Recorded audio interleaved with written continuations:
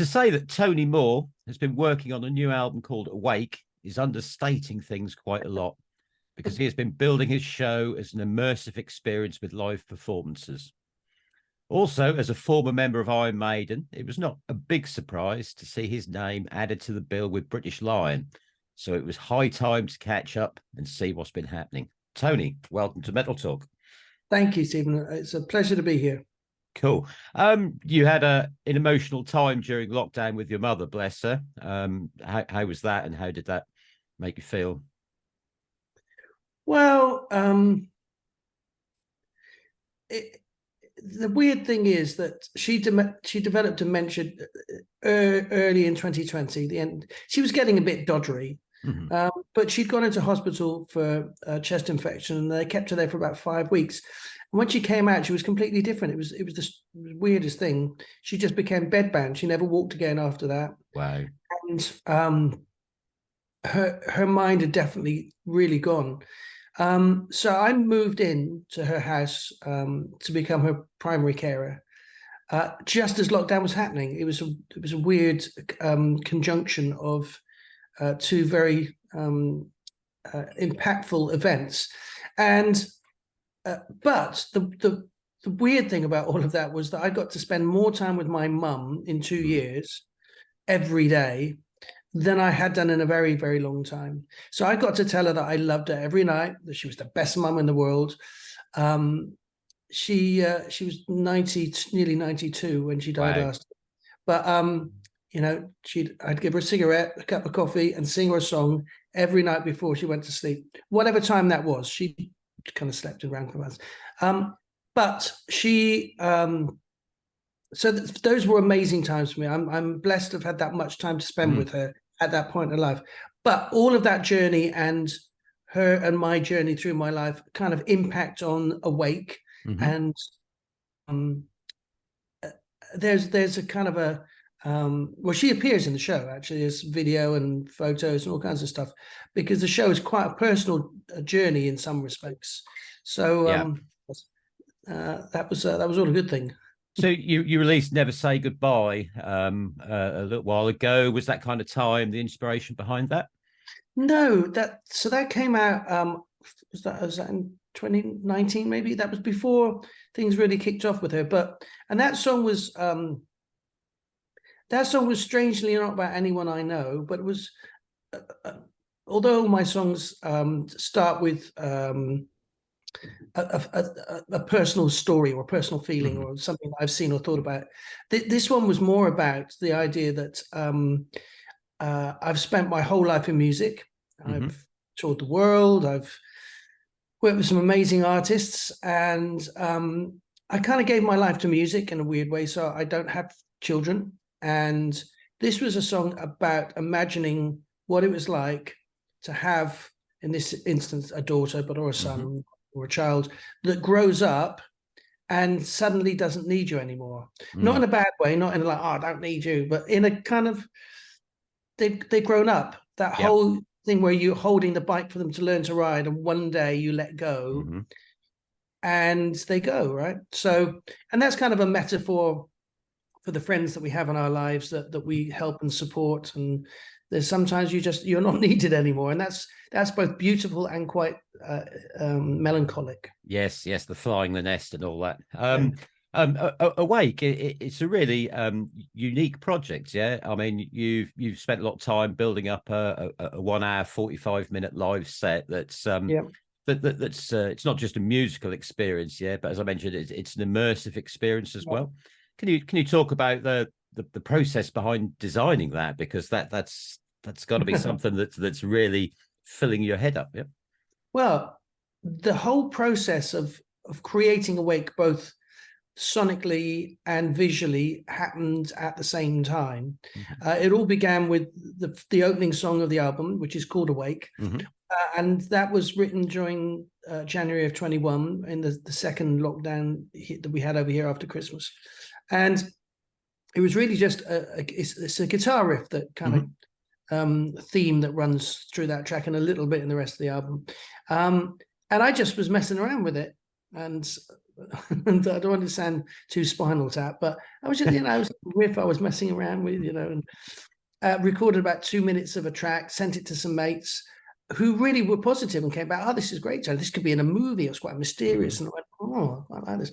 So I went on, and I'm not, people don't know me as a guitar player. They know me as a keyboard player, a songwriter, or whatever, but very few people have ever seen me play kind of what lead guitar, or, guitar is the main instrument, right? So I was just indulging myself, doing the things that I love to do and playing, just having fun, right? Just enjoying every moment. And then about 4 minutes, I thought, oh, maybe I should sing now. It's like, songs have got a chorus at 40 seconds, but no, I thought, yeah, it's okay. It feels like now's the moment to have some singing. So I think I just channeled what I had been feeling, a little bit about what we were all experiencing in the world, a little bit about how family is really important and love is very important. Is the key to everything, really, and that we're often, for the want of a better word, asleep to that. We kind of daydream through life. We just get on with every day today, and don't necessarily appreciate all of the beautiful things that life gives us, and sometimes all the challenging things that life gives us, and look a bit deeper. So the song was called Awake, right? It was just a simple line, do you see what I see? Do you? We're just, we're awake, right? We all were talking about something here.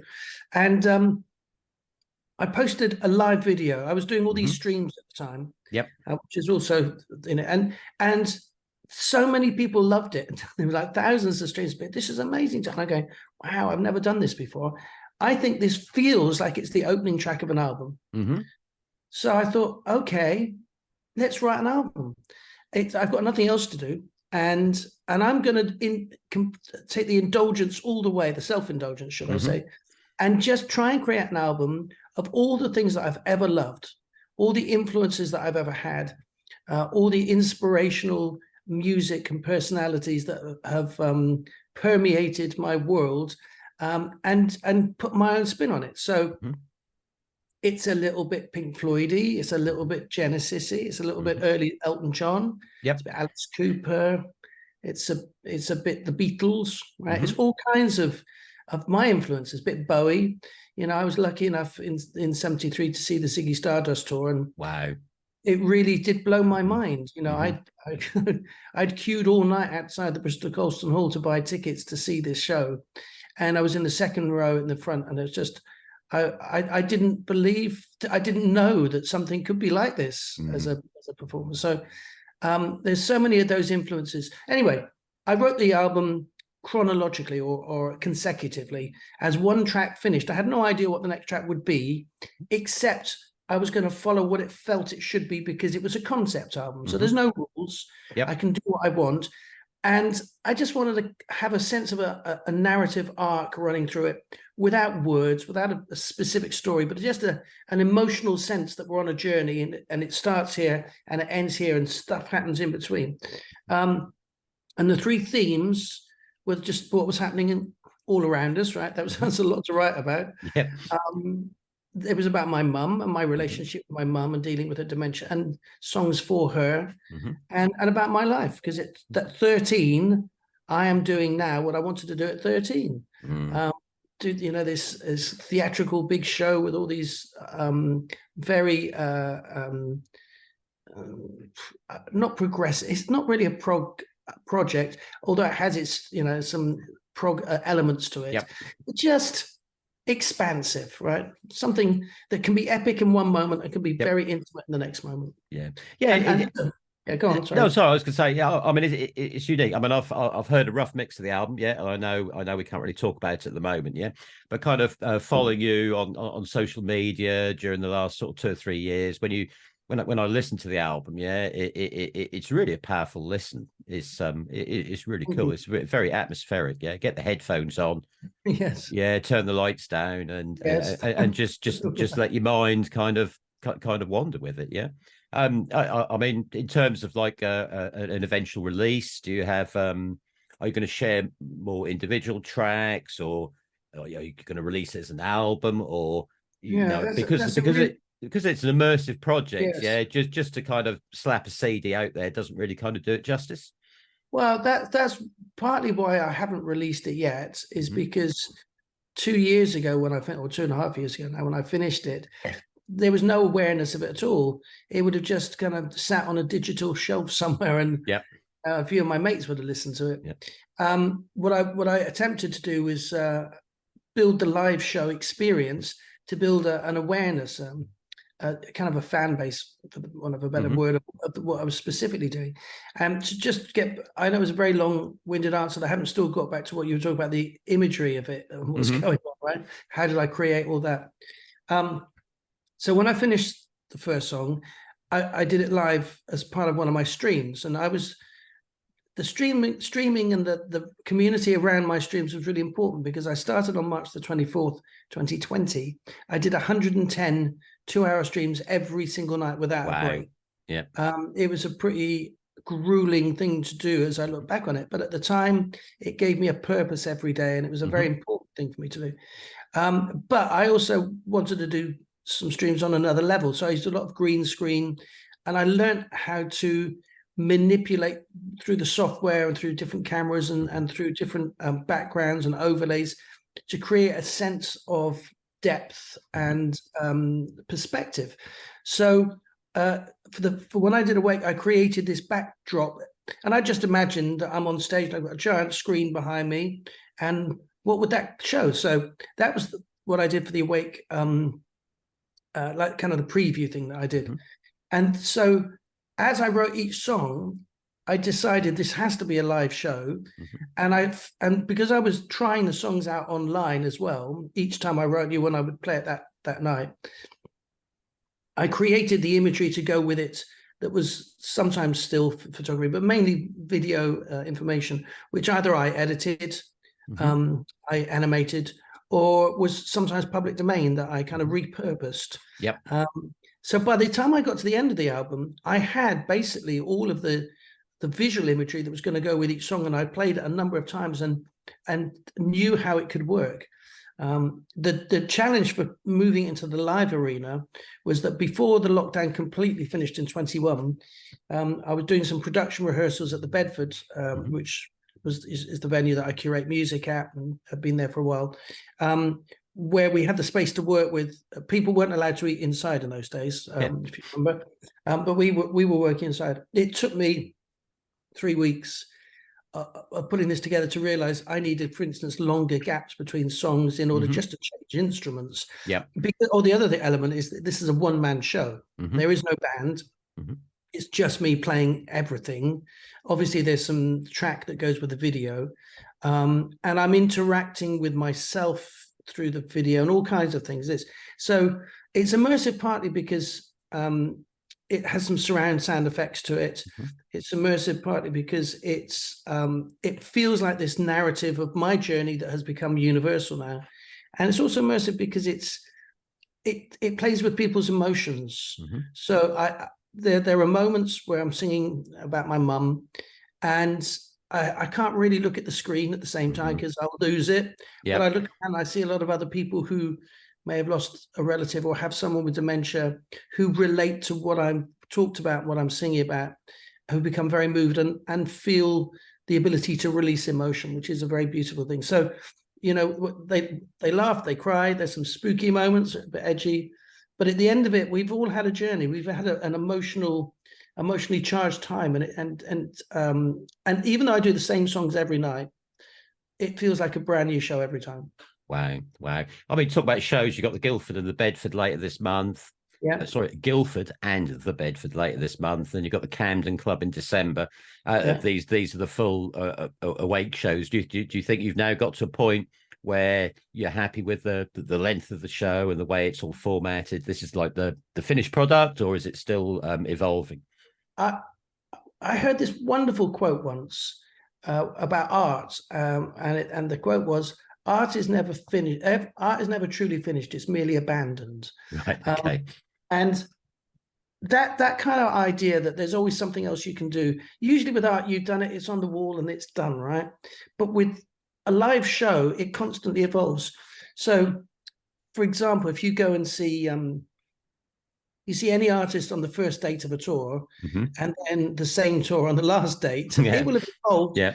just because of what's been happening every night, and they try something out and it works. And so with Awake, I'm constantly polishing it. I'm constantly looking at elements. I think, can I do that better? Can I, without wishing to change the flow of it?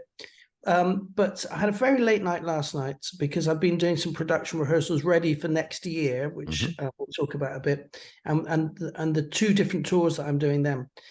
But also in the interim time between creating the show and now, technology has advanced so far that I've been able to create a lot of new content to put into spaces where the content was okay and it supported the narrative of the song, but could have been better and now is much better, using AI to create generative video and to create stuff that was impossible to create 2.5 years ago. So if you see the show, and nobody's seen this yet, in fact, next Wednesday, the 11th of October, is going to be the Bedford show. This will be the first time people will see probably about 10 to 15 minutes of brand new video in there and brand new elements. So I've had some people see every single London show, right? They haven't missed one.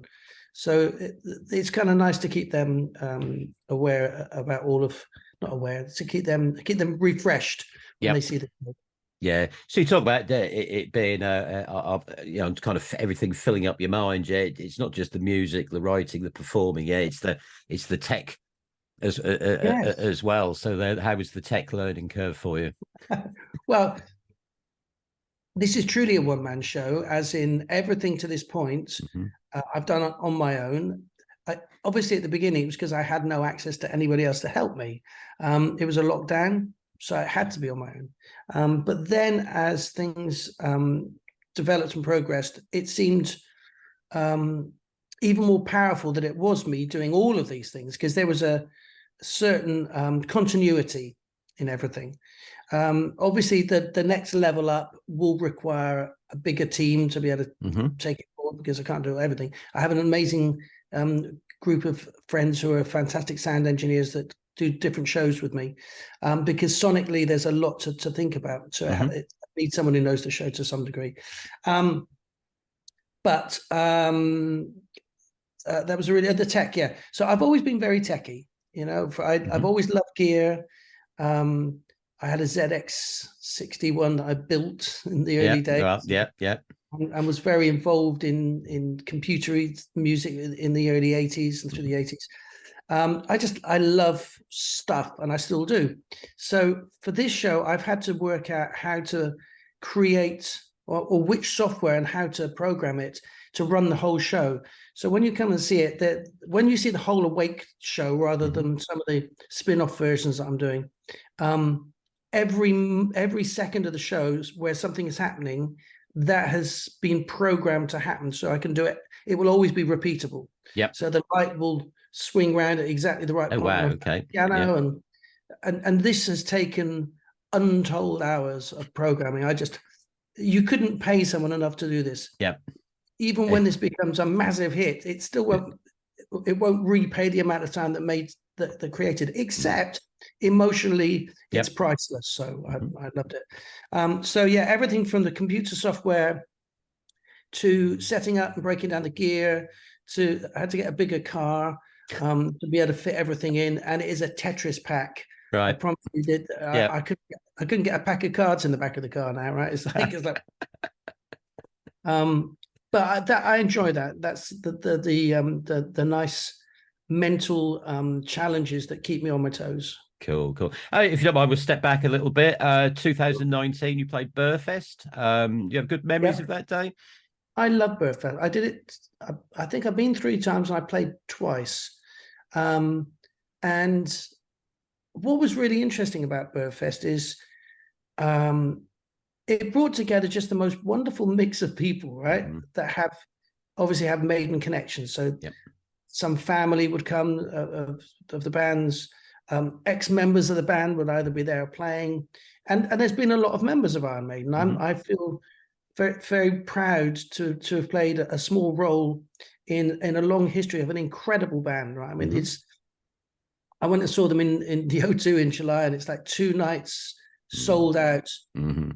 There's nothing like a Maiden concert, right? It's like family, right? It was just, and for my money, and I've always loved all the shows, because when I was in the band early on in the 70s, Steve and I would talk about exactly this, right? That I'm trying to do with Awake, right? Which is this kind of old school things. We're going to give people a big show. We're going to be like Genesis, and the band's going to be massive, right? And the Steve and Maiden have done exactly that, right? You get a show unlike any other.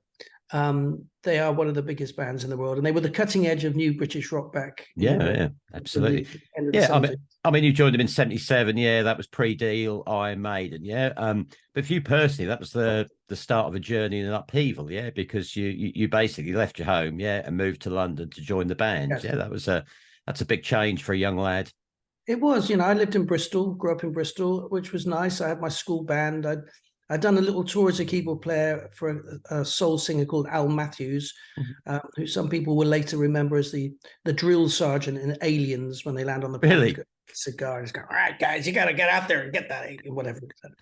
Hey. He was an amazing singer, and that was a great little experience. But I was ambitious, and obviously in London, the streets certainly are paved with gold everywhere you go. Anyone who comes to London will tell you that. So I thought, I have to move to London. And I just answered an advert for a keyboard player and a synth player. And it did say, I think it said rock band Iron Maiden seeking drummer and keyboard synth player, no idiots. Right? It was a big block advert. And I went, I got a keyboard, I got a synth. I'm not an idiot. I can do this.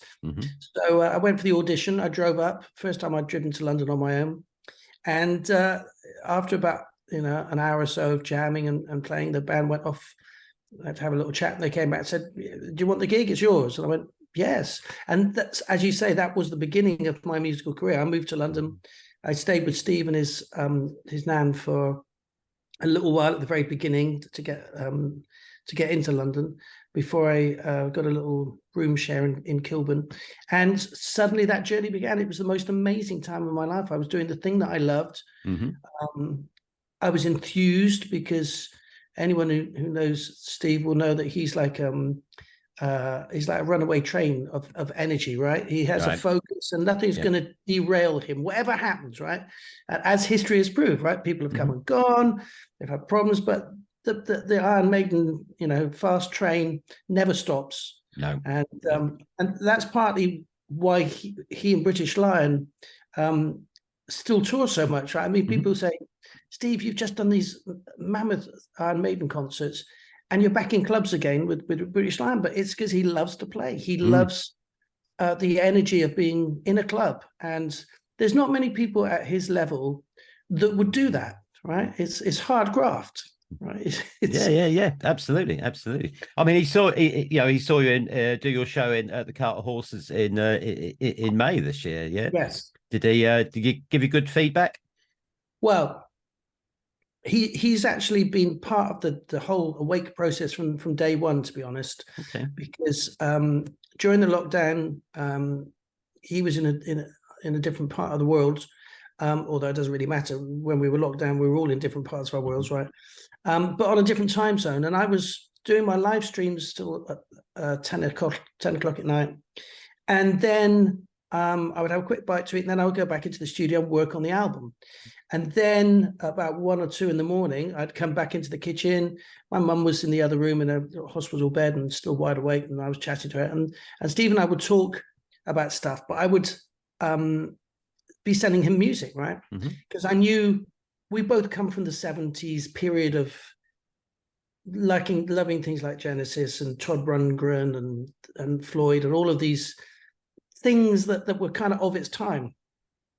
And I'm a little bit of an anomaly, as in I've been kind of more of a singer-songwriter keyboard player than what I'm doing with Awake now, which is channeling those 70s vibes, right? So I'm a kind of a little bit of a lost chunk of the 70s doing my thing now. But I was sending him all the tracks, and he was giving me great feedback as we were along, talking about production ideas. And there's I'll give you a world first here, because I've never mentioned this before, but as I'm going to be doing the tour with him, and we can talk about it now. Halfway through the album, I came into the kitchen from the shed. We were talking, and I just said, listen, I've given myself 2 months to make this album, to write it, record it, and finish it in 2 months, right? And I don't even know where the end is yet. I'm obsessed with it. I feel like I'm going crazy in the shed. And he said to me, that should be the title of your next song, Tony. I went, what a brilliant idea. So I went straight back into the shed, stayed up till 6 working on it, and finished it. So Steve has been really supportive of the album, and I haven't really talked about it before because it seemed a bit, maybe a bit name droppy to just do that show for no reason. But as you know, in January, I'm going to be taking a slightly edited and condensed version of Awake out on the road, opening for British Lion and Steve. And so I will be talking a little bit about why I'm even there and why I'm doing it then. But he's been incredibly supportive. He's such a good mate, and he's such a good mate to all of his original friends, right? When I talk to him, it's just like it could be 1977 now, right? He's not a different person. He's exactly the same person. We get excited about the same crazy ideas, and so I'm very grateful for that friendship and grateful for the support and the inputs, and I'm looking forward to doing a mad tour with him. It's a nicely long tour, isn't it? Yeah. What's your plan for adjusting your set? Well, the show, as you quite rightly said, by the time I played the whole of the body of the show and been talking in between a little bit, I only talked 3 times, but it's enough time to really set the scene each stage. It's about 1 hour and 45. So I'm going to be doing about 45 minutes. Okay. So I have to shave an hour off the show. But what has made me do is actually kind of look in a more focused way at the different elements of the songs to see what really truly represents the narrative. So it's not like that there's any filler track on the album, but there's areas where it probably requires you to be there for the whole show, to be able to take these kind of extended journeys. As an opening act, maybe I certainly don't have the time to do that. And people haven't come to see me, they come to see British Lion. So I need to create, a set that's a little bit tighter. So I've done that. I've got what I think is a great set. I've also had to rethink my tech a little bit, because usually it will take me about 4 to 5 hours to set up for a show. Wow. I need a 12 o'clock arrival time to be ready for about 5 o'clock. And, support acts might not get any sound check, so if there's a problem in the building, or we've got delayed on the motorway or something. So I have to be very nimble and with the technology of how to present it. So I've spent a lot of time thinking about that, and I think I've got it together now.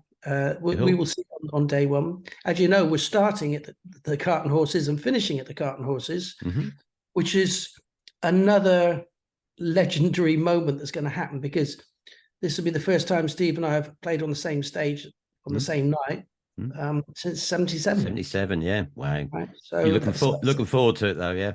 Oh, it's going to be so much fun. I've seen British Lion quite a few times, and they're an amazing band. And I always smile, because it's like Steve is just this power horse of energy, and that enthusiasm and that passion to play is just infectious, right?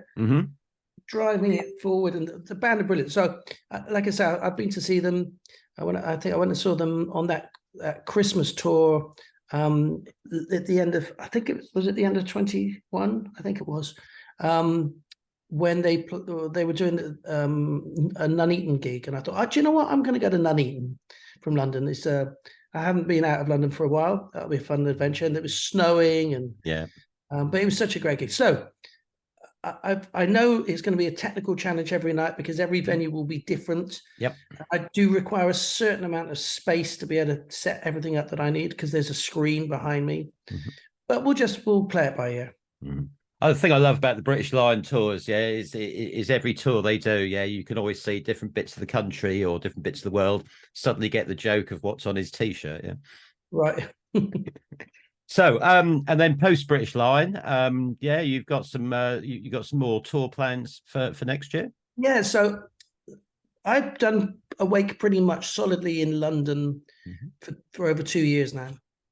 And that was partly just being practical, and partly about just building the awareness of what I'm doing. And to do that, I've played it every single month. There's been an Awake show, and that's allowed me to fine tune things and to introduce new people to it. So I've got thousands of people now who've seen the show over the years. I've done a few sporadic gigs outside of London, but not as a tour. So it just seemed to me that I'm going to be doing this amazing tour with British Lion, where we start on January the 2nd and we finish on January the 24th, right? And that's going to be pretty full on. So that's also a lot of people are going to see what I do. It seems sensible to try and put together a tour around the UK or a British tour that kind of just went straight after the end of it. So people who saw what I did and liked it could see the whole show. Yep. So I have most dates announced. Well, they will be announced soon. Most confirmed now. There'll be about 12 shows, I think. Okay. And that runs through February. So it will be kind of like a Thursday, Friday, Saturday, Sunday, then back to London for a couple of days, then back out again, starting kind of moving up through the Midlands up to the north of England for the first weekend, down to Devon and Cornwall, second weekend, Wales the third weekend, and then kind of extended around London the fourth weekend. So okay, cool. That will all be announced soon. Brilliant, brilliant, brilliant. So wish you best of luck for that. Wish you best of luck for the British Lion tour. Keep us in touch with Awake when eventually it's going to be presented as an album. That any message for the fans? Well, first of all, I've been getting a lot of really lovely feedback through social media. Obviously, there's been quite a few who've known about me, but more have just kind of discovered me because they've seen the announcements from British Lion camp and investigated a bit more about Tony Moore. But I just like to say, like all of us, I am blessed that people like and enjoy what I'm doing, come and support it and become a part of it. And I'm an independent artist doing this all on my own at the moment. Next year, the plan is, yes, to release the album, from that some singles, possibly even vinyl, although I think it might have to be a triple album if it's vinyl. So there's all kinds of creative possibilities opening up next year. I've got already some interesting discussions about taking it overseas. Wow, cool. So I will keep you posted definitely about this. But really, thanks everyone. Come and see the show. If you haven't seen it, it's a thing, right? It's hard to explain. It's not just a gig. It's a journey. It's a thing. Yeah, brilliant. So Tony, thank you so much. Best of luck and keep in touch. Yeah. Thanks very much, Stephen. Take care. Awesome. Thank you.